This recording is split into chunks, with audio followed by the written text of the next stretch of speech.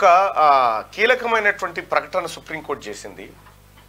నిన్న జరిగినటువంటి వాదనల్లో అసలు ఎలక్షన్ ముగిసిన వెంటనే 48 గంటల్లోగా మీరు ఆ ఎలక్షన్లో ఎంత పోలైందనే పర్సంటేజ్ ఎందుకు ఎలక్షన్ కమిషన్ ఆఫ్ ఇండియా వెబ్సైట్లో ఉంచలేకపోతున్నారు?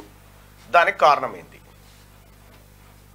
వారం రోజుల్లోగా వివరణ ఇవ్వాలని చెప్పి సుప్రీంకోర్టు ఆదేశాలు జారీ చేస్తూ రాబోయే 48 గంటల్లోన ఇప్పటి వరకు పూర్తయినటువంటి అన్ని ఫేజ్ ఎలక్షన్స్కి సంబంధించినటువంటి ఎలక్షన్ పర్సంటేజ్ను మీరు ఖచ్చితంగా అక్కడ డిస్ప్లే చేయాలి అనేటువంటి మాట చెప్పింది. ఎందుకు సుప్రీంకోర్టు కూడా ఎవరైతే పిటిషనర్ వాదనలతో ఏకీభవిస్తూ ఉంది? ఎందుకు ఎలక్షన్ కమిషన్ ఆఫ్ ఇండియా పర్సంటేజ్లు ఎందుకు లేట్ చేస్తూ ఉంది? పదే పర్సంటేజీలు పెరగడం ఎందుకు జరుగుతూ ఉంది? ఎక్కడైనా చూడండి పర్సంటేజీలు పెరగడం తప్ప తగ్గిన దాఖలాలు లేవు.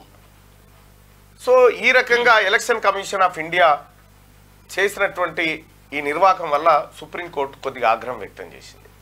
కాదు గంటకి ఎంత పర్సెంటేజ్ అని రాసుకుంటున్న వ్యవస్థ ఉన్న తర్వాత పోలింగ్ అయిపోయినటువంటి 3 నిమిషాలల్లా వెబ్సైట్లో పెట్టొచ్చు.